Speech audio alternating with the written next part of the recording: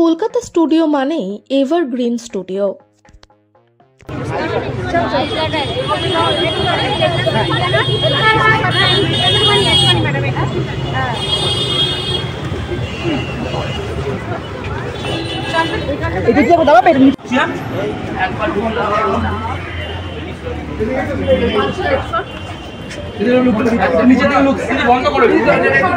অন্যায়টা করেছিল একজন, হয়েছিল যে পুরুষদের দ্বারা যে অন্যায়টা হয়েছিল বিনোদিনী দাসীর সঙ্গে, এবং আজকেও যে আমরা পুরুষতান্ত্রিক সমাজের সঙ্গে লড়ে যাচ্ছি নারী হিসেবে, কিন্তু সব পুরুষ যে নারীদের পাশে এসে দাঁড়ায় না সেটা কিন্তু সত্যি নয়।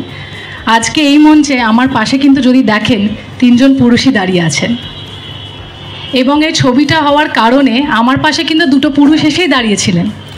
একজন দেব ফ্রম দেব এন্টারটেনমেন্ট ভেঞ্চার্স আর একজন প্রতীক চক্রবর্তী ফ্রম প্রমোদ ফিল্মস। এবং যেই পুরুষই আমার মধ্যে যদি বলি খাদানের মধ্যে হিরেটা খোঁজার চেষ্টা করেছিল, সেটা হলো রামকমল মুখার্জি 2019-এ। তো যদি বলি যে না, আজকে হয়তো বিনোদিনী তার জায়গাটা পেয়েছে, কিন্তু পুরুষদের সঙ্গে রেখেই তারাও কিন্তু তাকে কোথাও না কোথাও সাপোর্ট করেছেন বলেই হয়েছে। সো আমার মনে হয় যে যদি 2 জেন্ডার আমরা একসাথে পায়ে পা মিলিয়ে এগিয়ে যাই, তাহলে আমাদের পৃথিবীটা রোজ দেখবেন একটা নতুন বিনোদিনী থিয়েটার হচ্ছে।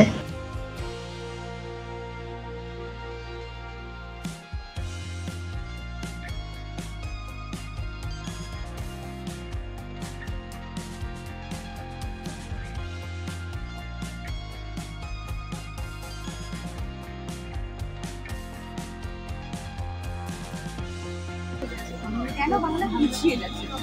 না, আমার না, আমি বাংলা পিছিয়ে যাচ্ছে। আমার মনে হয় বাংলা অনেকটা এগিয়ে গেল, কারণ তুমি যে অন্য ভাষার ছবি বুঝতেও পারছি সেইগুলো যদি তুমি দেখো, শাহরুখ খান, সালমান খান, এদের বিগ বাজেটের ছবি আজকে সেই বাজেটে কিন্তু অন্য ভাষার ছবি, নারী কেন্দ্রিক ছবিগুলো সেই বাজেটে, ওই কম্প্যারিজনে কিন্তু যেই বাজেটে ওদের ওখানকার উইমেন সেন্ট্রিক ফিল্ম হয়, আমাদেরও কিন্তু সেই রেশিও হিসেবে আমাদের সেই বাজেটেই হয়।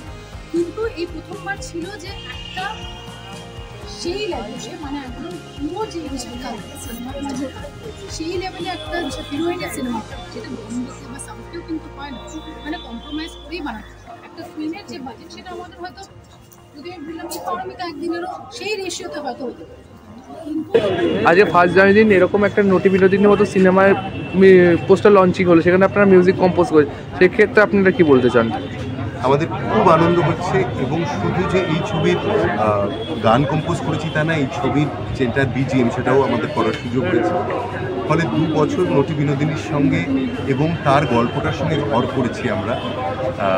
অনেক কিছু আমাদের ব্যক্তিগত জীবনে তার প্রভাব পড়েছে, এবং আমরা অত্যন্ত আনন্দিত যে এটা একটা মস্ত বড় পরিসরের কাজ, এবং সেখানে সারা ভারতবর্ষ থেকে অনেক শিল্পীরা গান করেছেন, পার্টিসিপেট করেছেন। সো আর আমরা চাই অনেক ধরনের এক্সপেরিমেন্টস এই ছবির ভেতরে আছে, তার একটা fictional part of real story, সেটাকে কীভাবে এক্সপ্লোর করবে বা দর্শক সেটাকে কীভাবে নেবে, সেটা দেখার জন্য আমরাও খুব উৎসাহী। ওকে, অসংখ্য ধন্যবাদ। একটা কি লাইন গাওয়া যাবে? আচ্ছা, ওকে, থ্যাংক ইউ।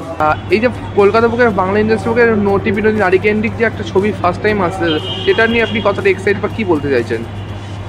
ভীষণই এক্সাইটেড, কারণ এটা একটা এমন একটা সাবজেক্ট যেটা কখনো বলা হয়নি, যেটা কিছুই বললাম। আর এই সাবজেক্টটাকে নিয়ে আমার অনেক দিনই ইচ্ছে ছিল কাজ করা। আজকে কাজ করার সুযোগটা পেয়েছি, এবং 23শে জানুয়ারি ছবি মুক্তি পাবে। আমরা আশা করছি যে দর্শকরা গিয়ে এই ছবিটি হলে দেখবে, এবং আশা করি তাদের ভালো লাগবে। আর এই ঐতিহাসিক স্টার থিয়েটারে দাঁড়িয়ে ইন্টারভিউটা দিচ্ছি, সেটা আরও বেশি ভালো লাগছে যে আজকে স্টার থিয়েটারে নামাঙ্করণ করা হয়েছে বিনোদিনী থিয়েটার। 140 বছরের যে লড়াইটা, সেটা আমরা কোথাও কি জিততে পেরেছি, সেটাই আমাদের কাছে বিরাট জয়। আজকে একটু আগে বললেন অনেক প্রোডাকশন হাউস আপনাকে রিফিউজ করেছে নারী কেন্দ্রিক ছবি চলবে না বলে, তাদের উদ্দেশ্যে আপনি কী বার্তা দিতে চান আজকের দিনে দাঁড়িয়ে? দেখুন, তাদের ধ্যান ধারণা তো আমি পাল্টাতে পারবো না। তাদের ধ্যান ধারণাটা পাল্টানোর জন্য আমার এমন একটা লোকের দরকার ছিল যে আমার ধ্যান ধারণাকে সাপোর্ট করবে, সেটা হচ্ছে দেব আর প্রতীক চক্রবর্তী।